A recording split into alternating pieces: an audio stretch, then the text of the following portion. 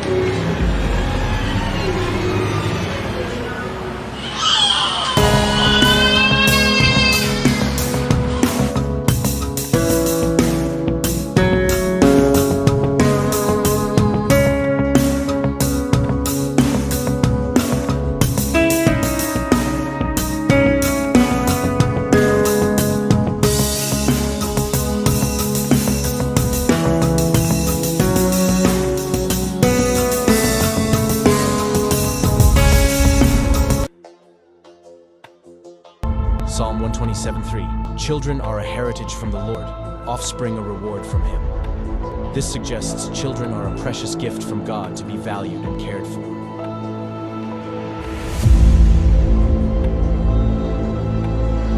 In the United States, a child admitted taken into DHS, CPS, and so on custody.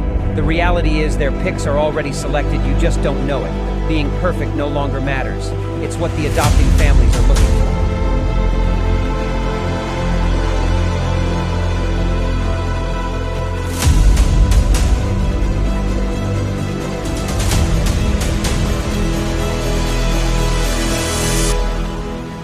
Who is it stealing the children, you ask?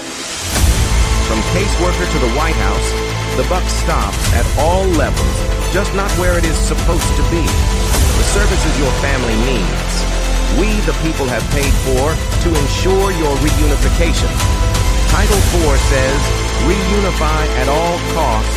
United, we stand means nothing to us when it comes to family values.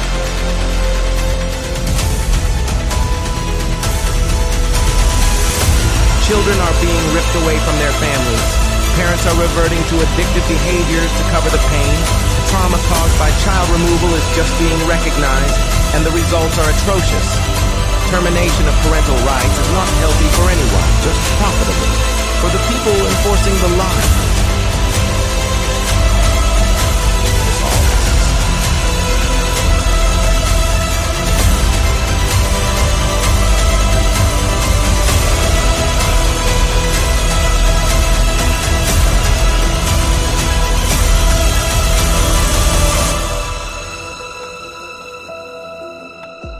It's time Washington listens to the cries of our children, the wails of their mothers, and the rage growing in the fathers. These are our children. Keep your damn hands off them. We are coming to act on the behalf of the children God gave us to protect, and you kidnapped. All right, welcome to CPS Victims Hunting Justice. I'm your host, CPS Punisher. It is Friday night, people. It's been a long week, but we're here. We're going to push it out through. We hope that you all have had a non-CPS infiltrated week. If you haven't, please, look us up. Go to abolishcps.com. Check out the things that we have there, the information that we have for you. Look at some of our reruns if you need to access information that we've talked about in the past or the people that we've seen. Using our stuff is a good resource if you're involved in these type of situations, to make sure a little bit of knowledge goes a long way. Had I known what was going on when my case hit, I would have been a hell of a lot better off. Just like I said, just that fact of knowing that CPS opening that door to them allows them to come in and have jurisdiction with you. If I'd have known long ago that you did not have to open your door for them and you could have told them to leave and come back with a warrant, I swear everything would have been so much different. It's just little knowledge like that makes a huge difference, and that's what we're here pushing. I'm here tonight with my co-host Melissa, and then I also got Herbert, the law enforcement guru, both of them which are in hiding, but we can hear them. How are we doing, guys? Okay, how are you? All right, we're doing good. How are you doing? Doing all right. Here it is. It's Friday night. I think, right? Yeah, it's Friday. It's Friday night. I was just saying, it's a little bit of information that goes a long way, right? Like little tips like don't open your door for these people. Don't let them in your house. Little things like that could make all the difference in the world in your case. And it's just like, man, if you could just get that education to just one person, to make that difference. I mean, how much of a difference would that have made in any of these situations that you've been involved in, Melissa? Well, I mean, just knowing would have made such a difference. Yeah. My first case, my very first case when they were screwing with me, if I would have known even a tenth of what I know now, if I would have known as much as I have forgotten, right, I would have been heads and tails better. Right. I thought because I was buying a professor of law to come represent me, and he specialized in family law, that I was going to kick these middle of nowhere, mothers' rear ends, and we were going to hand them their ass. Yeah. Mm-hmm. Well, someone got handed their ass, but it definitely wasn't the department. Right. That's the thing, is that you don't realize that when you go into these cases that you're not fighting them hand-to-hand combat in the legal venue. These people have all kinds of tricks up their sleeve. They're using things that you don't even know about, as far as law-wise or legal-wise or any of that stuff. They're using tactics that you've never heard of. You thought that you should be able to, that you can't, that you don't even know that's there. Like they're not doing anything legally correct. They're not using the law the way that the law says. Followed the law. I'm like, you know what? I'm being a law-abiding citizen. Let me follow this law. Right, yeah, right. Screw the law. The only way you're going to win is by playing as dirty as they do. Yes, no, and you know what? Our guest tonight, damn well she knows, if anything, that she knows all about this stuff. We got our friend Ashley here. Ashley, how are we? Hey, how are you? Got a lot to, a big update for everyone. Oh, good. What do you got? So, this is actually just God, to be honest with you. I actually was being harassed by we have parishes in Louisiana, not counties. We're the only state, like that. So Livingston Parish Sheriff's Department came beating at my door, literally there was a huge storm that came, and we could hear them over the storm. It sounded like the whole task force was going to come into my house. Me and my babies were in my room, scared to death. I decided, that was on March 6th. I decided after that, they came twice that day. I didn't, of course, enter the door, to pack up and haul ass to Washington, D.C. to see if I could get a response from someone, because I have sent emails to senators and state reps and senators from other states, not just even our state. Like, I mean, I'm not, you have to realize that when you're dealing with things like this, you can't be so narrow-minded. I looked up even the Judiciary Commission, the Federal Judiciary Commission, the federal, the commission who oversees DCFS nationally, you know, on a Senate level. And so I was determined, like, I was going to go there and I was going to meet with somebody. So get there, drive all the way there, and didn't get to actually meet with anyone in person, which was, I was like, okay, God, I just took this huge trip for nothing. But it wasn't for nothing. I filed my federal lawsuit in federal court in Washington, D.C., and I don't have an attorney working with me, but I have a team of people that are working with me. Oh, awesome. And it's the fastest they've ever seen a federal lawsuit accepted. The soonest they'd ever seen a federal lawsuit accepted was 9 days. Mine was less than 24 hours. Holy smokes. Now, what does that entail? What's that? What does that entail? Like, what does your lawsuit entail? Like, what do you? Okay, so this is what's so important when you're dealing with, you know, Child Protective Services. And this is really important about covering your ass, okay? Because a lot of people are like, well, I don't want to do that. I don't feel like that. I mean, that is not worth it. Yes, it is worth it, because when it comes to the courts are going to ask you what you did in order to invoke your rights, okay? We know that they're going to deny your rights. That's not the point. We want them to do that. We don't want them to do that, but in a nutshell, you know what I'm saying? Like, yeah, if they're going to, we know they're going to deny the rights, but we want it on record that they're denying the rights. That's a more appropriate way to say it, okay? But the only way to get it on appropriate record that they're going to deny the rights is if you go through the proper channels to do that. And so I filed multiple Office for Civil Rights complaints throughout my process. And when I did that, and I did not know this actually, and knowledge is power. But when you file a federal Office for Civil Rights complaint, it actually boots it to your state government. And it's governed under your attorney general. And so if anyone has beef with you under your state level, which of course my case is state corrupt, right? Because of my uncle. That's why none of the OCR reports, even back to when I lost my First Amendment right with my daughter, none of those OCR reports, it was like falling on deaf ears. They appointed us, just out of pacifying me back then, they appointed us an attorney for Peyton, but he got fired, right? So I have well over 17 or 18 OCR reports between the school district and then the DCFS case. And so, and then the unlawful arrest. All right. And so that's really waving in my favor. What I didn't know also is that when you file a federal lawsuit it's the United States Federal Claims Court, and that's called tort law. Tort law is money.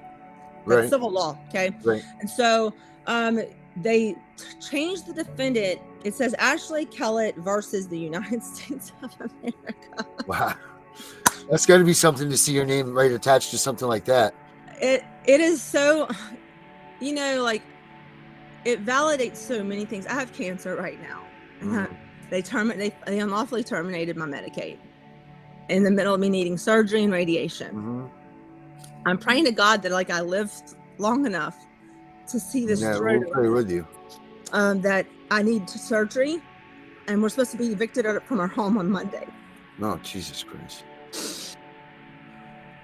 But my God is so much bigger. And I know that, like, I trust him. So I waited. I actually mailed it on my daughter's birthday, and on March 20th. They received it on March 25th, and by March 26th, it was docketed and had a case number. And our judge is Judge Summers, and he used to be a civil rights attorney. That's who our judge is. He used to be a civil rights attorney. Which that's good, right? That's kind of good in a way, right? It is excellent. He has his history for civil rights. He actually did like this huge one. Trump actually appointed him as a Supreme Court justice. And I was because, you know, it's so important. I cannot emphasize this enough. It is so pivotal in your case to research every person that's involved. I have done all of my legwork, and it's exhausting. I mean, it is, but you're going to be exhausted anyway The question is, do you want to be exhausted with the armor or without the armor? Right. You want to be exhausted, with the weapon to defend yourself or not. And so, because if you know, especially if you know it's corrupt, okay, like, right. which we all know, CPS in general is corrupt, All which of it, right. blows my mind, because before I ever went through this, I would have never thought this. I can imagine you probably thought the same thing. Like, you just don't think that. Like, it's right. It's advertised as this salvation for children, like this sanctity, and that they're just really there to protect people, and it's all for money. Like, it's everything is about money, honey. It's nothing about anything else. So then I turned around once I got that into the federal courts. I was actually going to go down. I was on my way down to downtown Baton Rouge to go file the state federal lawsuit, because, and this is separate. It's two separate things. So you can actually file a federal lawsuit in your state that's separate than Washington, D.C. My whole goal for the first one, though, was to get it outside of Louisiana. That was very important. Okay. Right. The second lawsuit, though, when they flipped the defendant and turned the defendant into the United States, and the reason they did that is because I didn't just use a 1983 case. A 1983 civil case is very difficult to get accepted. It's a civil rights case, but here's what everyone needs to listen up loud and clear. Under the American Disability Act, and anyone who suffers from addiction, mental health problems, any of these people, as long as you're not in active addiction, that's the only kicker with the American Disability Act. But if you're in treatment, you're covered. Okay. If you're in a MAT program, you're covered. Okay. So that's called the ADA, the Rehabilitation Act, and the 504 Act. There is no immunity for state actors under the ADA and under 504 and under the rehabilitation. That includes your judge. I'm going to say that again. There's no immunity. Zero immunity. That's why I included that on the case. And so what helps me, though, is that I have a conversation with my state's attorney, an hour and a half long, where I'm telling him my entire case. And he tells me, I'm sorry, my hands are tied. There's nothing I can do. Oh, well, I'm glad I have it on audio recording. Right. So that benefits me that, like, all this time, I've been filing these OCR reports to know that's happening. So 2 days ago, I tried to jump the gun a little bit. When God tells you to stop, you just kind of have to do that. I was on my way to downtown Baton Rouge to file the lawsuit, and really just the Lord just said, just wait. I was like, okay. So I turned my car around, went back home, and the next day is when I realized the federal lawsuit was accepted. So about 2 days later, I was praying, and I'm like, God, I need immediate injunctive relief. Injunctive relief means that the difference is there's monetary, which is money relief, where they're going to give you money for the damages that they've done against you, versus injunctive relief, meaning they reverse everything that's happened. Injunctive relief means they come in and they reverse my Medicaid termination. Injunctive relief means they give you your children back. They reverse all the lower court's decisions. That is injunctive relief, and that's what you want. Okay. And so I also requested injunctive relief for those things too, but the federal court's going to take a lot longer to do all that. And also the defendant changed to the United States of America. Right. Because of the OCR, Office for Civil Rights. Okay. Because when they saw all the OCR complaints, now they're like, why the hell has this woman made all these OCR reports and no one has done anything? My First Amendment right was taken away. My baby was abused. And it's valid. It's not like I'm just saying it and blowing smoke. I have proof of everything, right? So 2 days ago, I went down to Baton Rouge, and I have 159 defendants. I filed my federal complaint on a state level. It's a state level, but it's a federal claim, if that makes sense. So it's two separate courts. It doesn't affect the federal claim in Washington, D.C., but it holds responsible the individual person that decided to operate in misconduct, right? So under a 1983 case, we have, and 1985, you have conspiracy, you have racketeering, you have embezzlement, fraud, failure to protect a child in foster care, which is very important. Like if your child's been abused in foster care, neglected in foster care, that all falls under a 1983 case, okay? When you file that, I promise you, butts are going to get moving. And if you think for a second Louisiana is going to allow any part of the evidence that I have to get out, because they know I record everything. Right. So and it's a lot of corruption. Okay, so and if they do, I want a jury trial. I want it to come out. I that's what I want. That's my desire. I want a jury trial. I feel like that's fair, and that's what I requested. Each lawsuit is worth $100 million. Oh wow, good for you. So we'll see what happens. Right. I don't know. Like, I mean, I don't have control of that. Only God does. But it took me a year.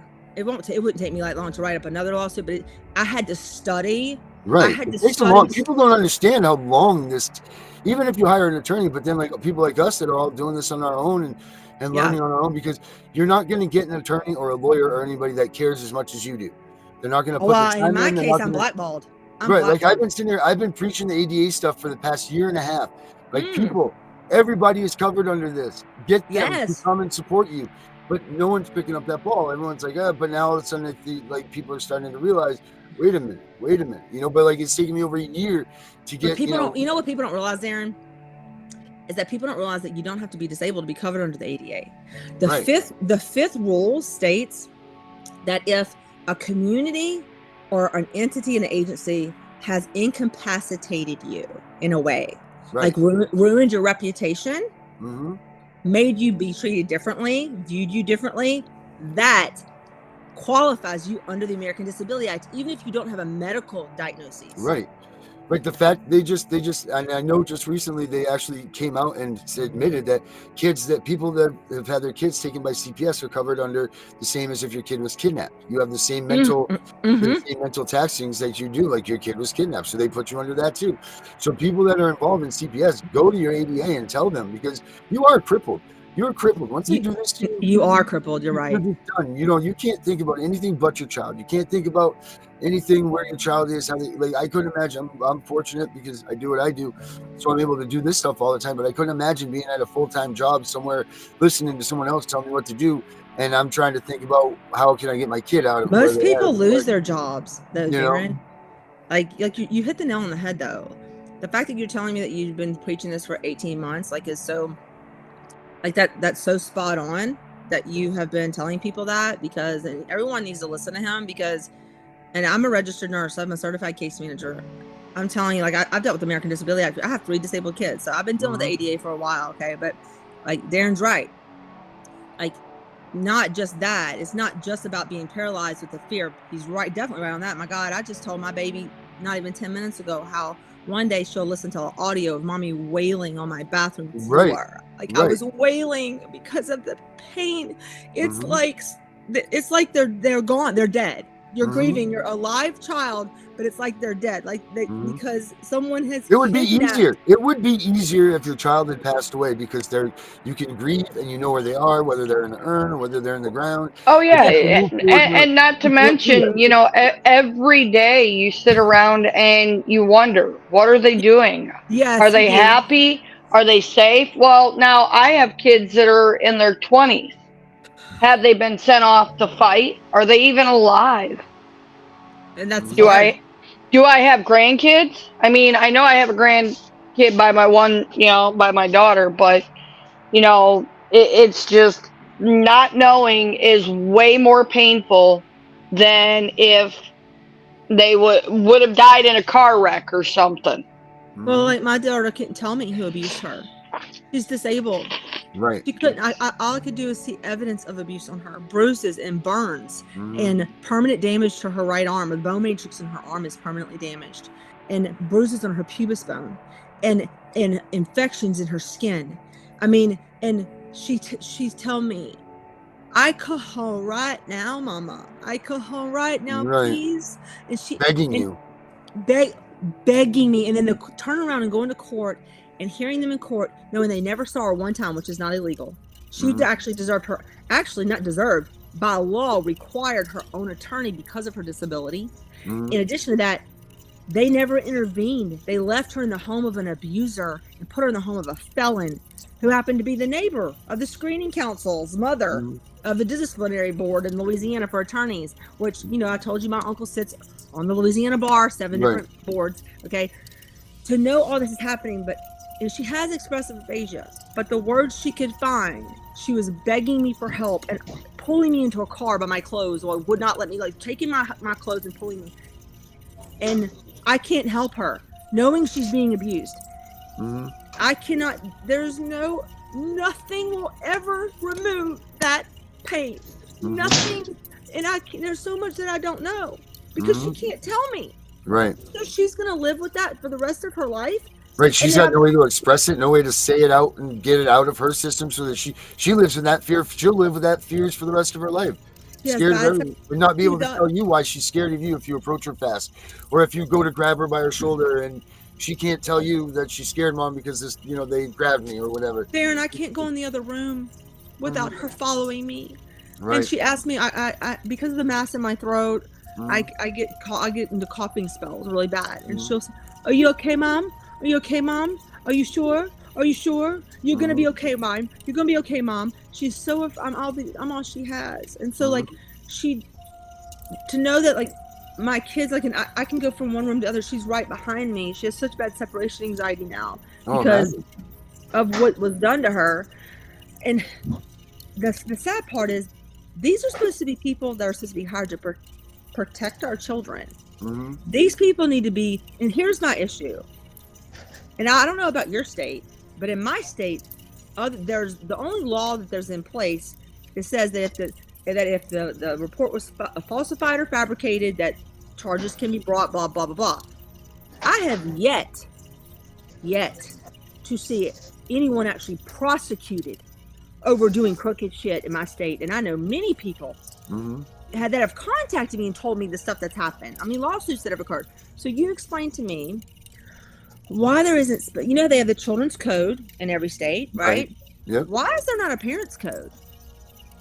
Well, why are we not advocating for, because all these laws are to protect the social workers and the government. Why is there not laws in place to protect this kind of thing that's occurring right now? Because our ombudsman is the Children's Methodist foster care, blah, blah, blah. They received over $30 million from the state of Louisiana and the federal government for foster care.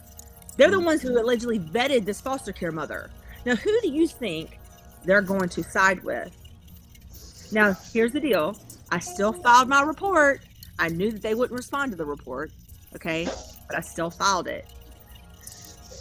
That speaks volumes because they can't legally be an ombudsman because they're not a third-party neutral. You cannot receive money from the state from foster care funds and be an ombudsman. That is not ethical in any way, shape, or form. But they just instituted our ombudsman this year, or last year, excuse me, in 2023. And so I'm thinking, where are the laws to protect the parents? I'm just confused because because they think that we're all guilty of these crimes that are committed. Like we're supposed to be committed. We're supposed to be, if they're going to try to terminate our rights, they're supposed to also charge us criminally with this. Thank you. They don't do it because they can't. There's no evidence against us. This whole entire, here's the deal. Nothing is going to change until we march to Washington and demand it change because this is bullshit. I'm sorry, excuse my French, but that's legitimately what it is. How do you tell someone that they're guilty of a crime that you didn't? Number one, you've omitted all relevant information. You didn't actually interview the detective who investigated the case, and that doesn't make any sense. No criminal charges were ever brought against us, ever.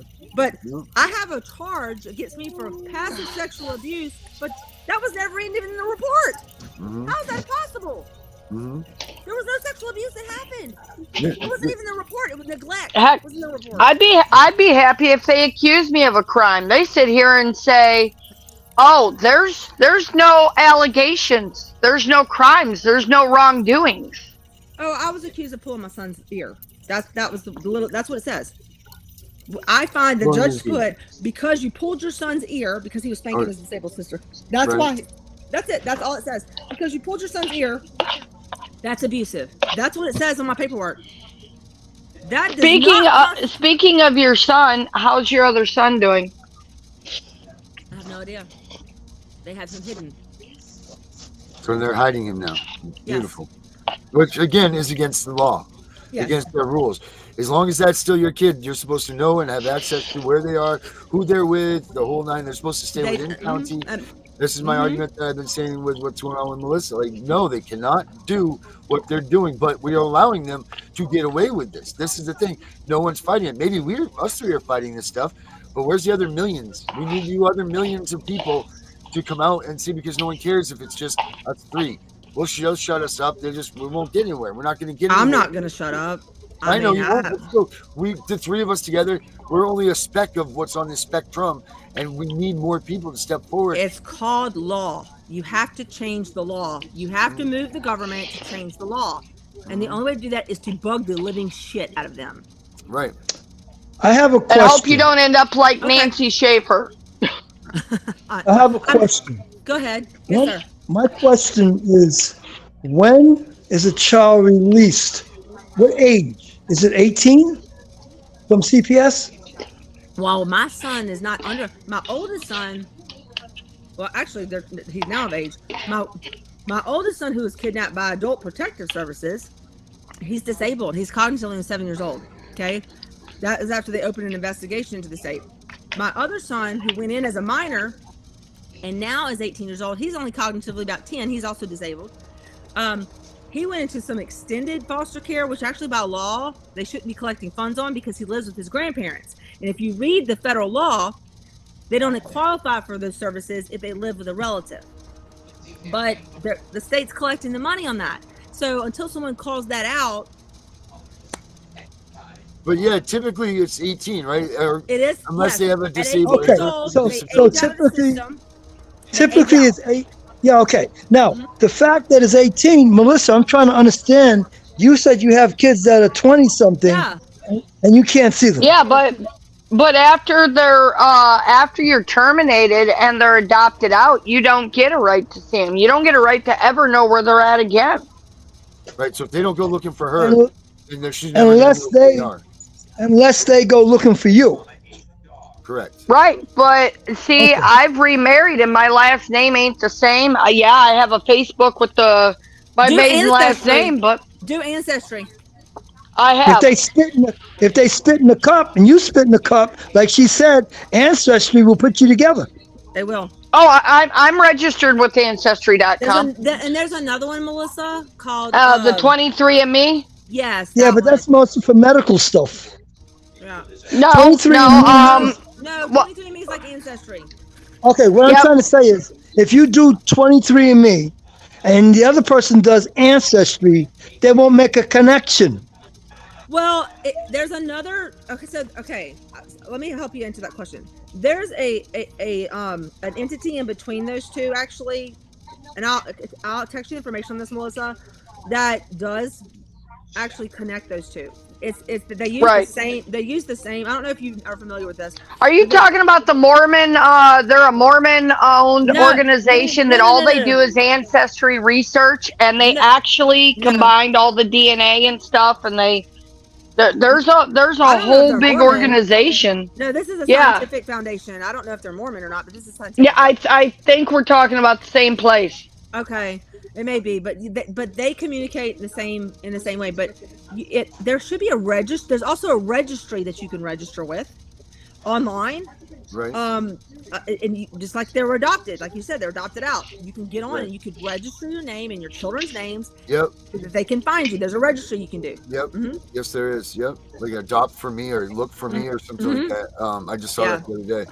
You can put your names in. Yeah, but first your kid's got to want to look for you. You got to remember, when your kid goes in the system, if they're old enough to understand what's going on around them, the state's going to go out of their way to make that kid hate you. Right. No, it's the truth. My son now hates me.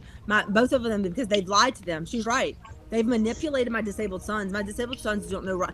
They don't have ability in a regular atmosphere to understand fact from fiction. So now they've manipulated them into believing lies about me that are not true, and it's so confusing that I'm the only parent they've ever known. I'm the only parent that's never left them. I'm the only parent that's been in their life that's taking care of them. Before I was sick, I worked 3 jobs as a registered nurse. Like, I don't know how I did that. Full-time jobs. I don't know how in the heck I did that. I don't know when I slept. But I had to work to raise 6 kids. And so my children have been lied to so much and manipulated so much. The psychological damage is so exponential, which is what I put in my 525-page brief. You should have seen the way that lady looked at me when I came went to the court. She went. She looked like you was coming in with a novel.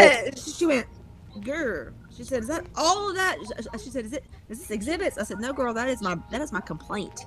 Right. I said, "That's not even all of You it. didn't get to the exhibit yet. That's the condensed version." I said, "No, when I get to I'm going to Monday to submit the jump drive of all the audio recordings that I have, and they're going to be pissing in their pants because are you going to transcribe them first?"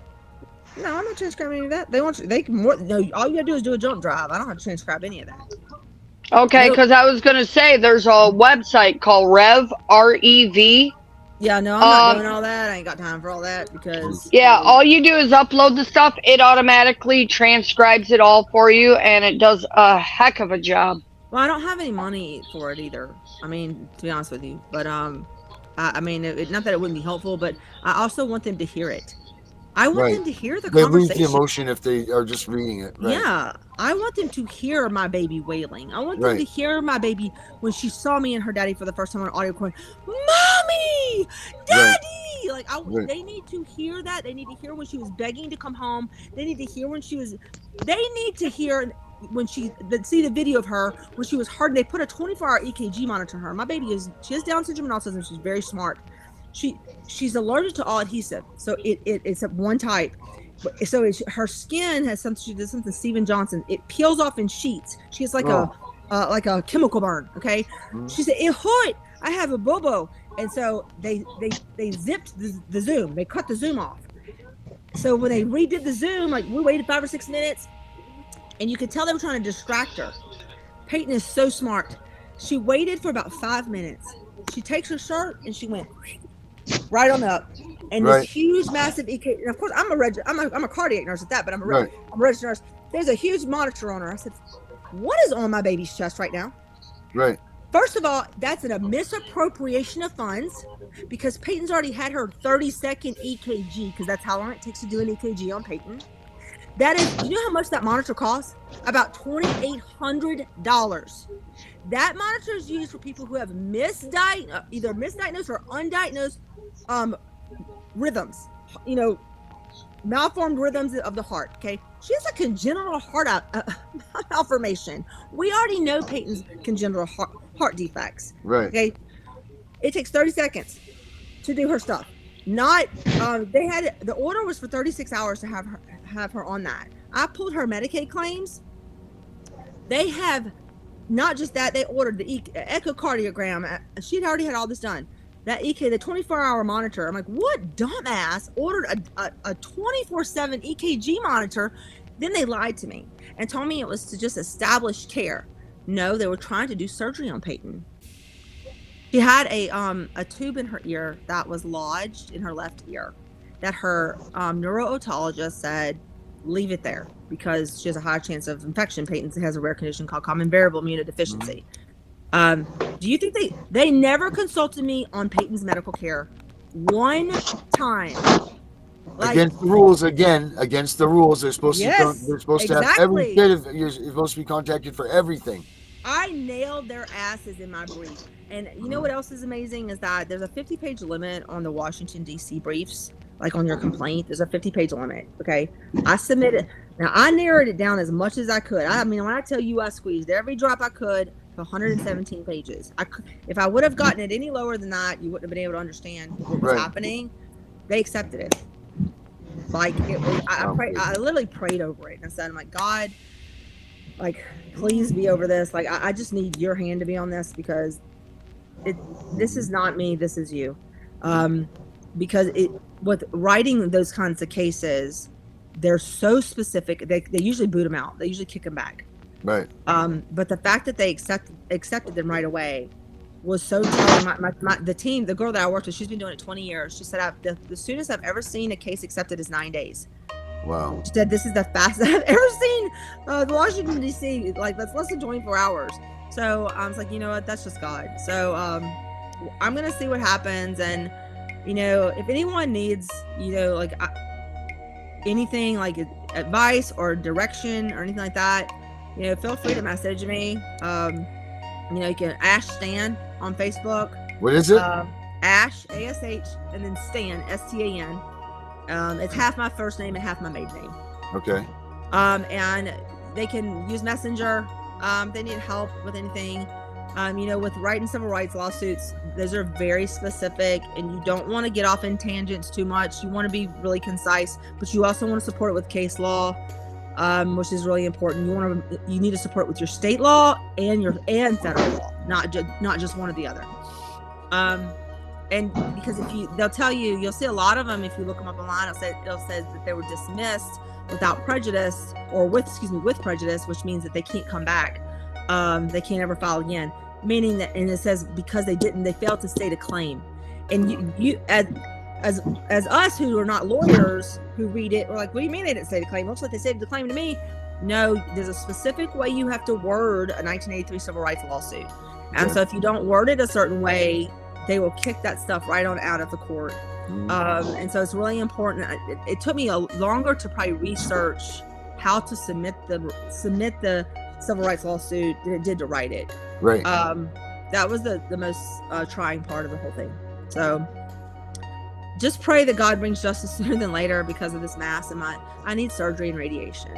I have my Cash App on my TikTok.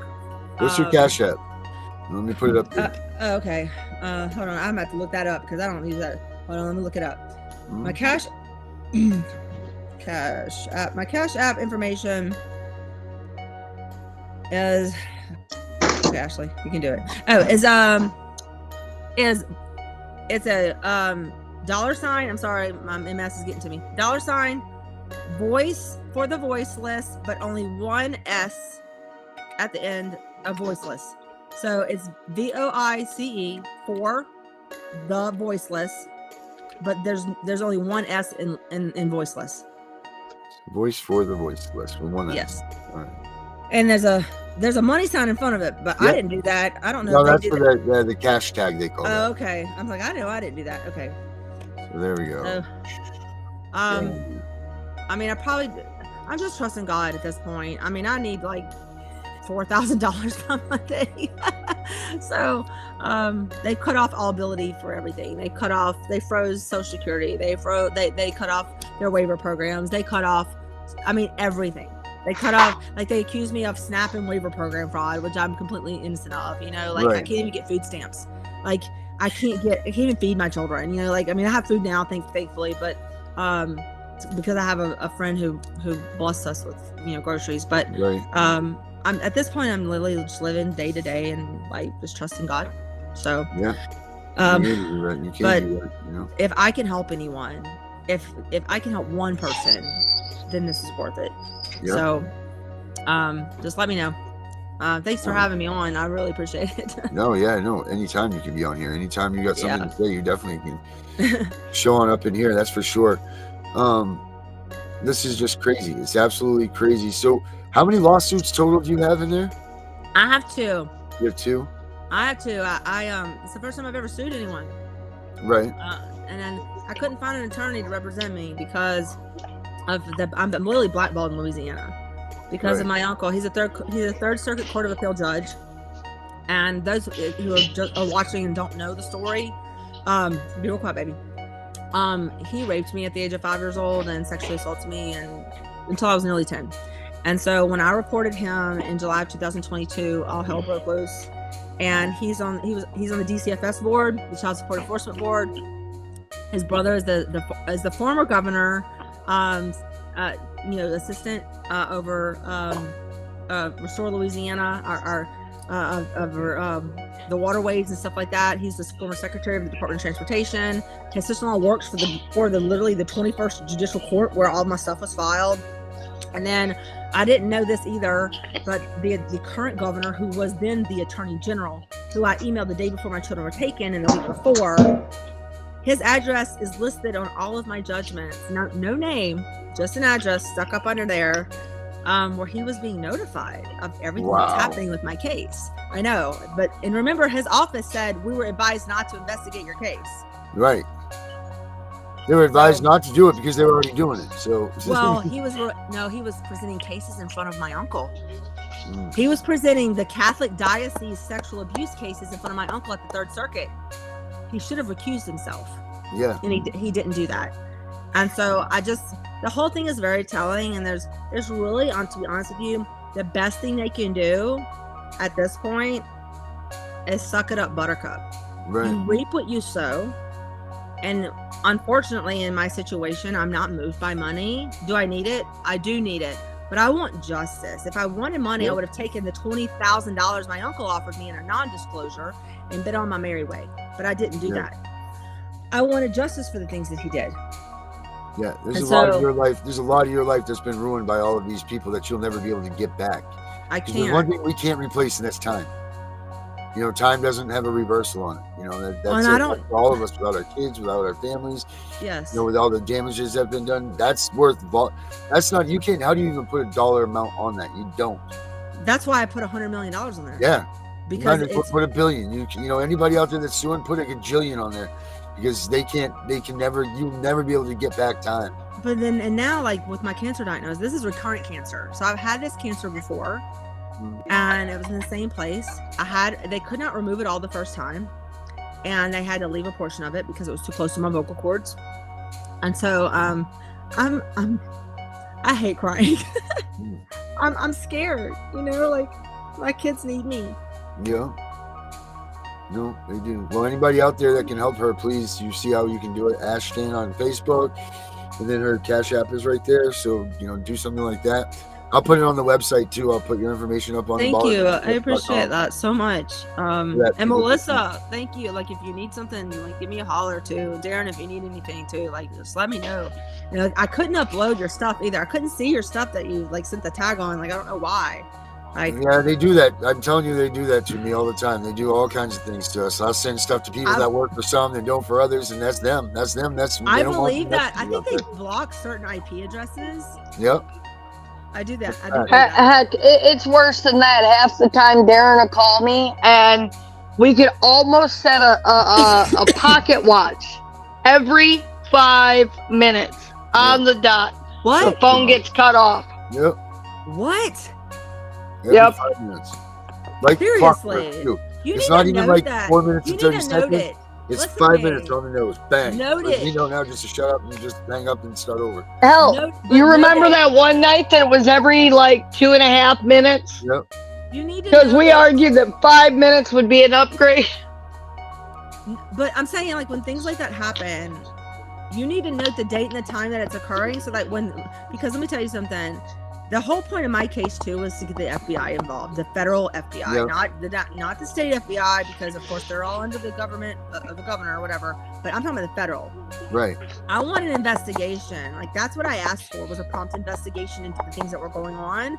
And so, when things like that occur, if you have a date and a time, they can go right to your phone record. They can ping the tower, and they can find out from every government agency, because they can go in and they can do everything they need to do internally from those agencies and find out if they were doing something to inhibit that conversation. Stuff that you wouldn't necessarily be able to find out, but they can. But they would need a date and time, and you know what I'm saying? A date and time. Yeah, but this is like every time we start talking about something good, some new case law, something important. Every time we start talking about something important, write it down and get a notebook and put conversations with Darren cutoffs, and then just like, you know, and just jot it, like date and then the time that it's cut off, like, you know what I'm saying, like that way they can go in like and report it. Go to the FBI website. I never thought of that, to be honest. That's a good call. I never even thought of that. I mean, good call. So you want all the they're not always the brightest crayons in the box, I'm telling you. Right.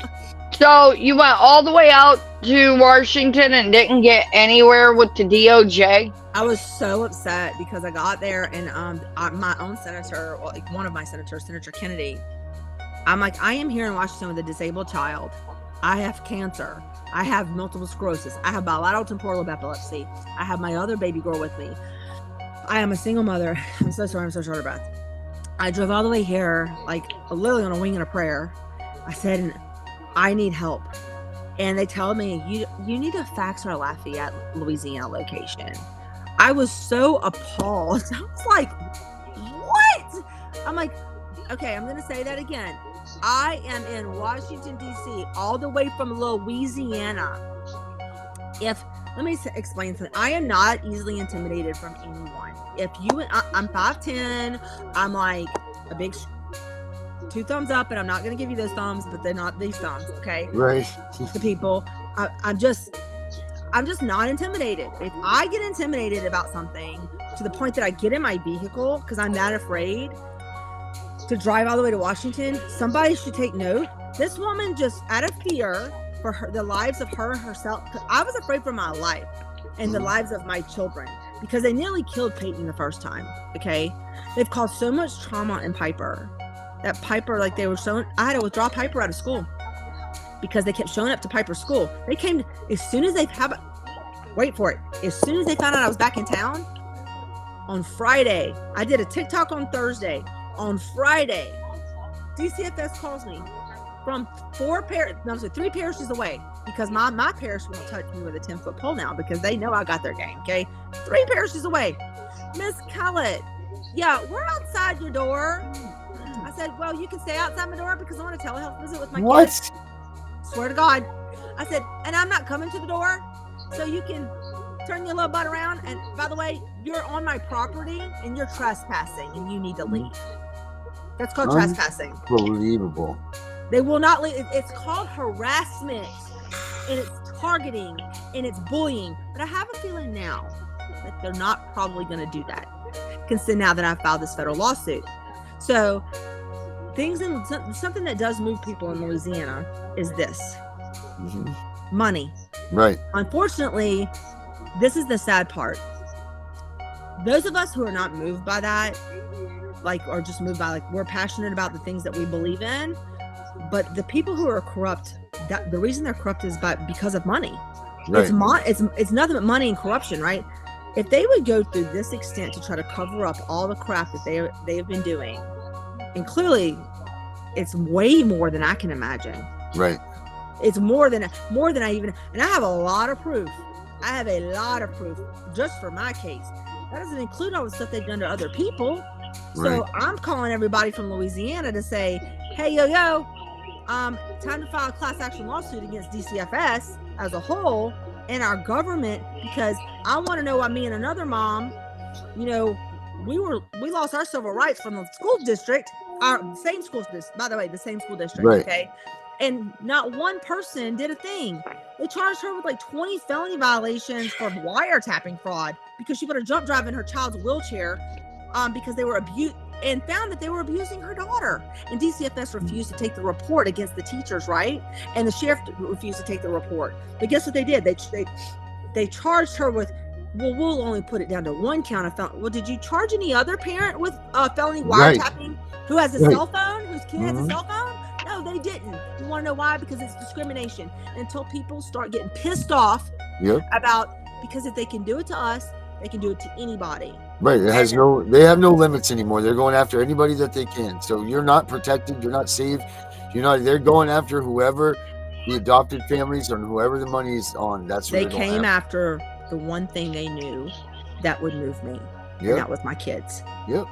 They knew that. They knew that. They knew that I was not going to be moved by anything. They knew I had proof of everything. And my uncle knew that. Well, how did Judge Blair Edwards, the sister-in-law of the governor, know that Peyton had an immune system problem? When the investigator in the hearing said that she wasn't sure what was wrong with Peyton because they hadn't even gotten that far yet. But the judge knew, unless she spoke to someone in advance about Peyton. Well, the only other person that would know that would be my uncle and my nanny. Yep. No one else would know that about Peyton. Come on. She started arguing about Piper's medical diagnosis. How the hell did you know my kid's medical diagnoses? Right.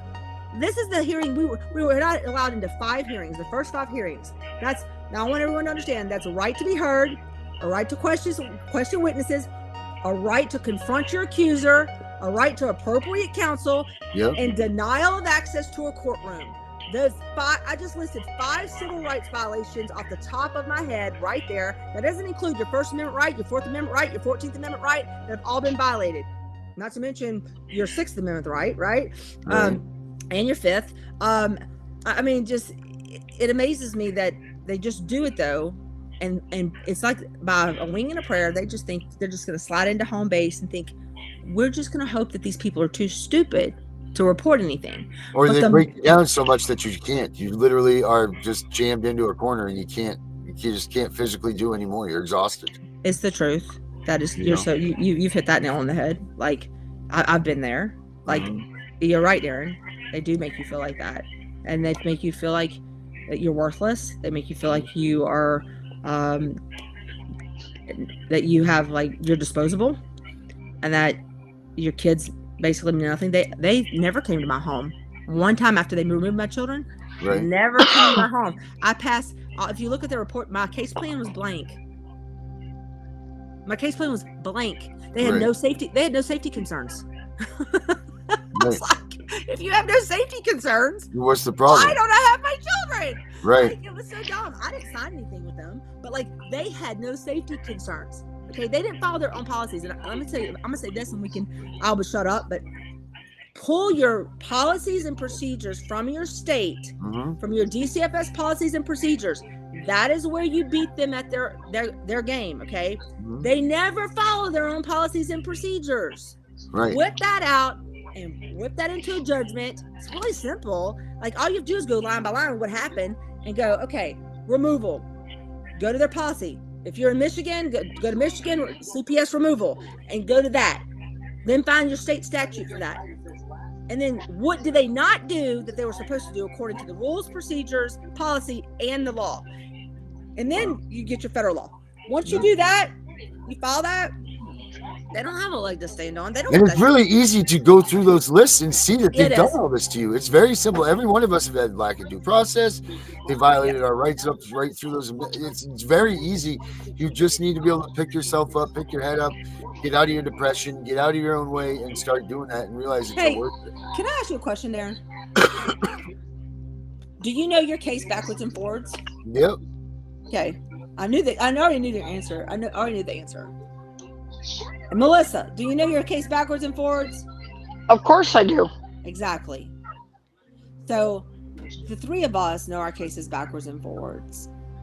I believe that with any parent who was wrongfully, which would, let's say, I would say 98% of parents have their children wrongfully removed. I think 2% of the time, maybe, children need to be placed in a different environment. Right. Beyond that, because the law is clear on that, you have to have reasonable effort to keep the child in the home with the parent. That is a federal law. That's right. It's Title IV funding states that all through it. They are to stay at their home. If reunification is not the thing, the Title IV funding is supposed to be yanked immediately. But they're lying. Right. They're lying. Now, see, in my case, they filed relief of reasonable effort without even deeming the child dependent. But the judge refused to hear my case for a year, so they didn't even get to hear the relief of reasonable effort. But by his neglect of his duty to supervise my case and make sure everything is handled accordingly, no reunification could be met. Did you go to court yet, Melissa? Yeah, we kind of ticked off the court. We went there, we got all the paperwork laid out to move forward.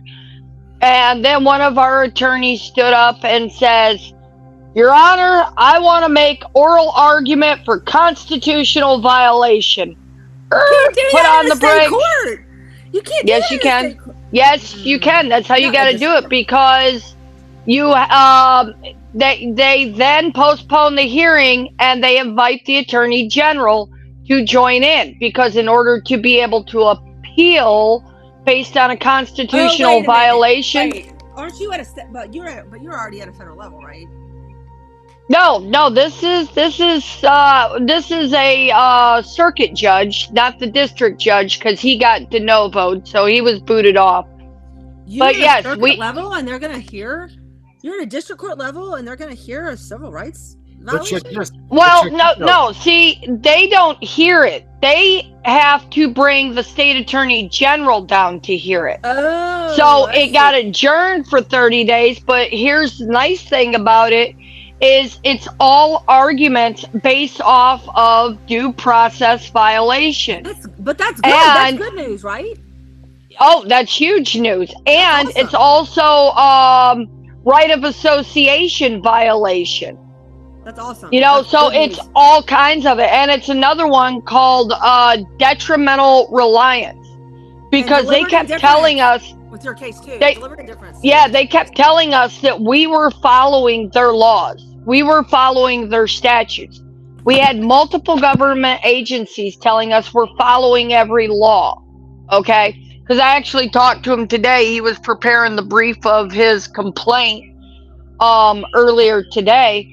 And so through this, now, no matter what comes out of the next hearing, when we appeal, we get to make constitutional argument at That's the amazing. Civil Court of Appeals. Praise the Lord. Okay, listen to this. that's good news. That's really good news. Listen to me. Hear me out. And everybody that's watching this, listen to me.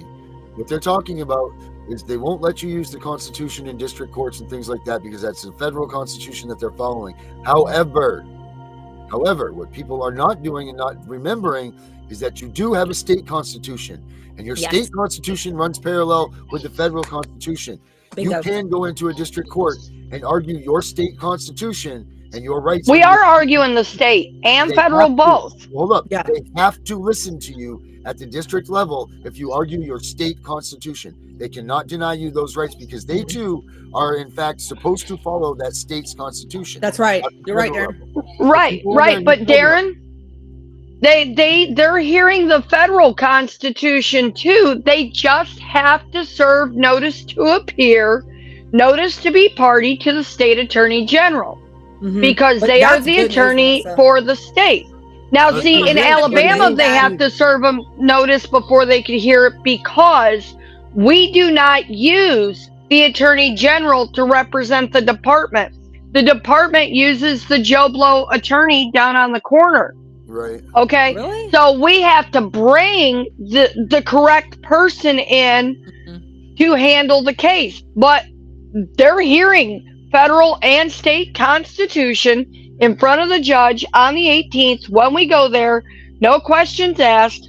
That's we wonderful. just have to, in our state, make a prior notice so that they can get the correct attorney to represent the state there. That is such because amazing news. the Joe Blow corner attorney may not know his constitution. Well, you better I have- know you better have- the last judge darn sure don't. Melissa, you better bring you a booster seat so you can have your baby. Yep. You're gonna You get your would baby think. back. You're gonna get your baby back. All right, guys, we are way over. I'm Okay. sorry that we are. I'm but sorry, I didn't realize that going either. on this. But Herbert, there you are. You got anything Yeah. else you want to ask? You want to ask Ashley before we bounce out? No, she covered a lot of things. I have no questions. My big question was, I knew there was a cutoff age with CPS, and Melissa explained to me, so I understand, because I figured once a child is 18, 19, they're free. They're free. they're- But if they're- 18 now? but if they're disabled, they can do something called extended care. And Well, yeah, so- that's a whole different category. yeah. That's a whole Or different. That's a whole, or still if the exists. department wants to lie and call them mentally disabled, even if they ain't. That- It's you're right. pretty Yeah, but much that's still- based on the age of majority for their state. In my state, Yeah. it's 19. In Mississippi, it's 21. In You the mean rest for of the disabled? country, it's 8. Yeah. No. Age of majority, age of adulthood in Alabama is 19. It's 21 in Mississippi, and it's 18 in every other state in the United States. But that's a really good question, though. That's a very good question, though, to ask that, because because it is like my son will never really reach the age of majority because cognitively he'll never reach that. Do you know what I mean? But that's a really good Right. question. Really good question. yeah, I just want to know so I can understand. Yeah. No. Like, I'm how a big far, que- how I'm a far are big they willing to question hold your asker. son? Like, does that mean that they can hold him for the rest of his life? Yeah, they can. But They're I not did. really holding him, I holding you, requested. you know? I requested an emergency interdiction though at the federal level for both my boys. Mm. So Well, hopefully those work. I praise. Unless- I praise they do. Let me give you the unless you have a doctor, a neurologist, psychologist, psychiatrist, whatever, that can prove that he's okay. His 2 + 2 = 4. And if the doctor can prove that the 2 + 2 = 4, then they have to release him. Yeah, but he's not cognitively, like they're both disabled. Like my one son has an anoxic brain injury. He has autism. He has he's legally blind in his right eye. He has no short-term memory. It's from birth. And then my other son has autism, dyslexia. He's got growth hormone deficiency. He's got global developmental delay. He's six or 7 years below the mean. He's probably around 8 or 9 years old cognitively as well. And so you cannot get, it would be like me telling my daughter with Down syndrome, case in point, would you go to a child with Down syndrome or an adult with Down syndrome for that matter and ask them to sign a legal document? No, you wouldn't, right? Right. Well, why? Because they're not cognitively able to do that. I actually asked the mental health guy over the mental health place that had my son. I said, so wait, let me get this straight. If he looked like he was disabled, you wouldn't get him to sign a legal document, but you had him sign a document saying he wouldn't speak to his mother. You had him sign a document saying he wouldn't speak to his family, which is not legal because he's cognitive. That document is null and void, buddy, because he is cognitive. His IQ is 56. Mm-hmm. He doesn't even have the ability to sign it. He doesn't have the ability to understand what he's signing. Right. Okay. They have him wearing dresses right now, calling himself Chloe. Okay. Which he used to watch a show called Miraculous with my little disabled daughter, and her name is Chloe, and she had alter egos. Okay. Matthew has no mental health diagnoses. He's never had mental health diagnoses. He's like the happiest kid ever, right? He got pissed off because I turned his internet off, but beyond that, no. And it's just to see this stuff happen though, and no one do anything about it, and no people are in place to this is what I want to tell everyone. There's only room for one whistleblower. I am a whistleblower for the state of Louisiana, but I'm talking about for my case. I want to know, is it worth their family? I want to know, is it worth, because what's going to happen is their children are going to end up in foster care, right? Because they're going to go to jail for what they've done. Good. The crimes for conspiracy under 1983 and 1985 is life in prison or death. When it comes to kidnapping, when it comes to injuring the infirmed, there is no other. Yes, I want an investigation, and yes, I want justice, not retaliation. Right. Justice, which is why I'm going through the proper channels for justice. Retaliation is what my uncle's done to me. Mm-hmm. There's a difference, not because I've been accused of the other. How can I'm not going to be retaliating against a man who has done so much against me, and look what he's done to our family. I've actually pursued justice, not the other way around. So if I could help anyone else, tread through the water, just let me know, because I'm not in this not to help someone. I walked through this for a reason, and so I don't, so I will do whatever I can to help others for sure. Awesome. Well, thank you much, Ashley. Melissa, you got anything else to say? No, I think we just about covered everything. I mean, if anything, if CPS comes knocking at your door, don't answer. I'm not answering my door. They can. All right, guys. Thank you so much. Thank you. Good night, guys. Good night. Good night. Well, there it is. Ashley's update. Her kids, her federal case, all that. She's out there to help you guys. If you guys can help her in any way, please do so. She needs it. She's a good person. And don't forget, Melissa's show is on Monday. She'll be back with whoever she's got for a guest on Monday. It's at 6 o'clock Central Time, or 6 o'clock Eastern Time, 5 o'clock Central. You guys have a great weekend. Try to keep CPS out of your life. And I guess, like Melissa says, if they come knocking, don't answer the door. Ask them if they got a warrant. Keep them out of your house. Keep them out of something. Keep your kids safe. I'm CPS Punisher. I'm out of here.